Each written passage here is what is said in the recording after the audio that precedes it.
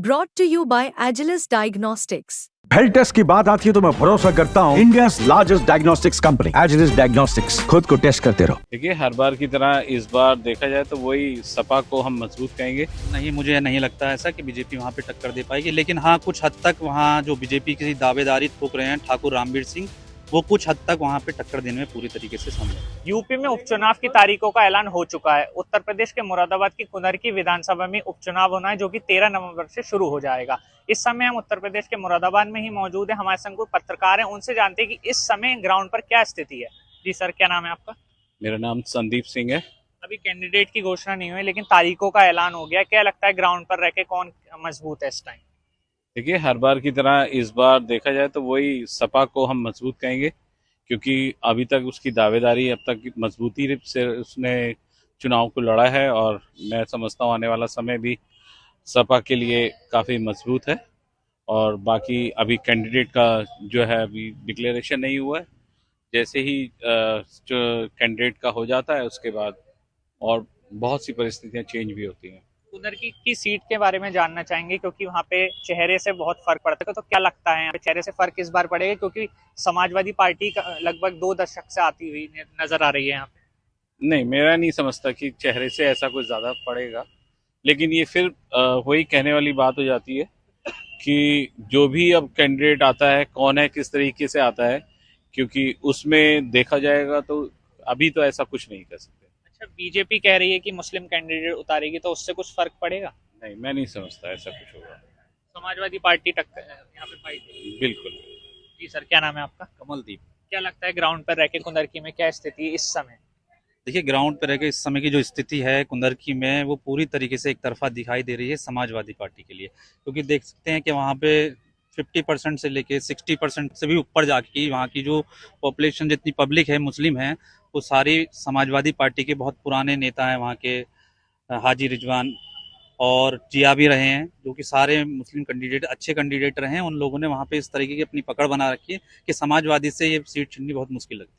अच्छा, अगर ग्राउंड से कोई कैंडिडेट, वहीं का कोई कैंडिडेट बीजेपी उतारती है, तो क्या लगता है फाइट दे पाएगी समाजवादी पार्टी को? नहीं, मुझे नहीं लगता ऐसा कि बीजेपी वहाँ पे टक्कर दे पाएगी, लेकिन हाँ कुछ हद तक वहाँ जो बीजेपी की दावेदारी ठोक रहे हैं ठाकुर रामवीर सिंह, वो कुछ हद तक वहाँ पे टक्कर देने में पूरी तरीके से समझ। अच्छा, तुर्क बिरादरी वहाँ का एक्स फैक्टर मानी जाती है, तो वो किस साइड अभी दिखाई दे रही है? तुर्क बिरादरी का तो आपसे नहीं, पहले से इतिहास रहा है कि वहाँ पे वो समाजवादी के साथ ही रहती है।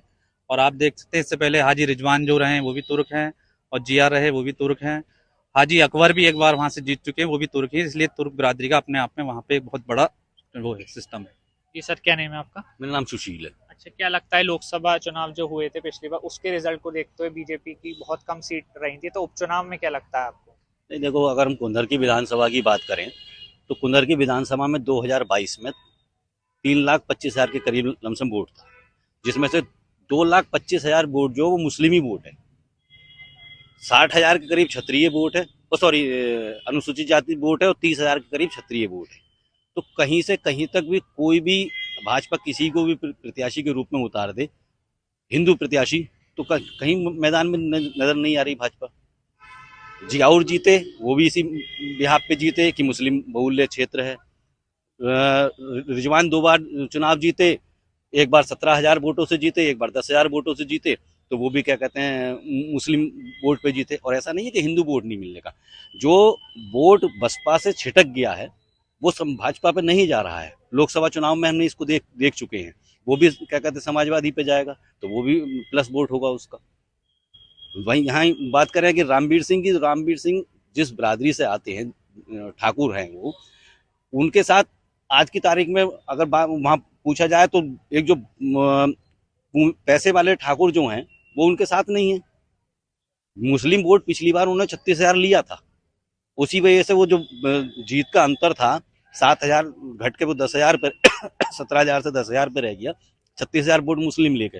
लेकिन इस बार जो माहौल इस समय मौजूदा समय में जो प्रदेश में हो रहा है, हिंदू मुस्लिम बांटोगे कटोगे, तो मुस्लिम कहीं छिटकने का मतलब ही नहीं है। मुस्लिम कैंडिडेट उतार देती है बीजेपी को, बीजेपी खुद कहती है कि मुसलमान हमें वोट नहीं देता है, तो मुस्लिम प्रत्याशी उतार के कहाँ वोट, कितने लोकसभा और विधानसभा में कितने प्रत्याशियों को मुस्लिम को उतारा है इन्होंने?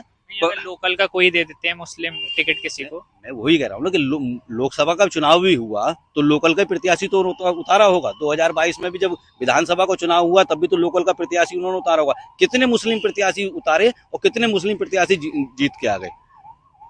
अगर मुस्लिम प्रत्याशी उतार देंगे तो रामवीर सिंह जो लगातार जनसभाएं कर रहे हैं, तमाम भाजपा के मंत्री आ रहे हैं, नुक्कड़ सभाएं हो रही हैं, तो रामवीर सिंह क्या कहते हैं जीतने देंगे?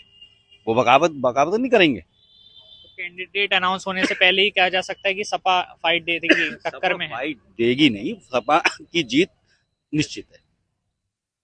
जी सर, क्या नाम है आप? दीप जोशी।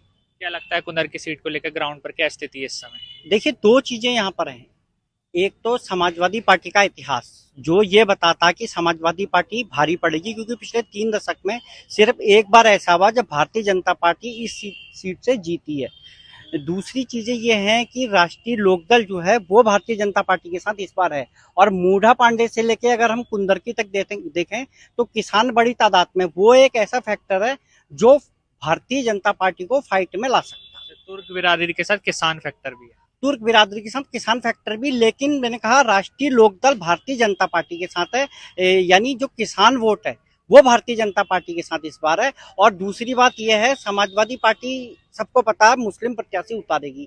ओवैसी ने ऐलान कर दिया कि मुस्लिम प्रत्याशी वो कुंदर की सीट से उतारेंगे। अब गेंद गई मायावती के पाले में। अगर मायावती भी अपना प्रत्याशी मुस्लिम उतार देती जैसी की उम्मीद है, हालांकि अभी तक मायावती ने अपने पत्ते नहीं खोले, तो मुस्लिम वोट कितना डिवाइड हो पाता ये डिपेंड करेगा। अगर ऐसा हो जाता, ये फैक्टर काम करता है मायावती वाला, तीनों प्रत्याशी मुस्लिम वाला, तो कहीं न कहीं जोरदार फाइट रहेगी। वोट का पोलराइजेशन हो सकता है, बढ़ सकता है वोट। देखिए, निश्चित तौर पर जिस तरीके से यूपी में इस वक्त हालात चल रहे हैं, वोट का पोलराइजेशन कहीं न कहीं होगा। लेकिन फाइट में कौन दिख रहा है, कौन टक्कर दे सकता है और कौन जीतेगा लगता है इस समय? देखिए, इतिहास की अगर बात करें तो समाजवादी पार्टी भारी पड़ती दिखाई दे रही है, लेकिन जो वर्तमान हालात है, जो मैंने आपको अभी फैक्टर बताए, अगर वो फैक्टर काम करता है तो भारतीय जनता पार्टी एक बार को जीते ना, लेकिन टक्कर जबरदस्त वाली देगी। तो वोटर का क्या कहना है, वोटर क्या कह रहा है?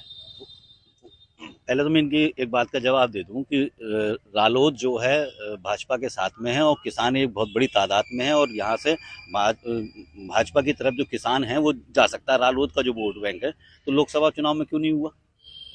लोकसभा चुनाव में भी तो हार मिली ना।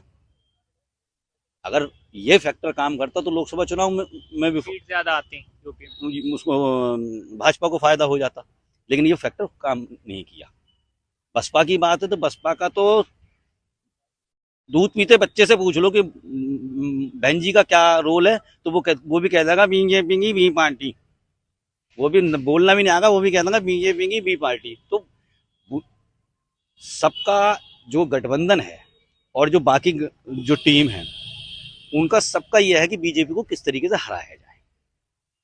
तो बीजेपी को हराने के लिए वो सब एक तरफा वोट जो है मुस्लिम जो है वो भाजपा को, सपा को करेगा। तो ये थे हमारे साथ कुछ वरिष्ठ पत्रकार जिन्होंने अपनी प्रतिक्रिया रखी कुंदर की उपचुनाव को लेकर। मुरादाबाद से जगत गौतम, यूपी तक।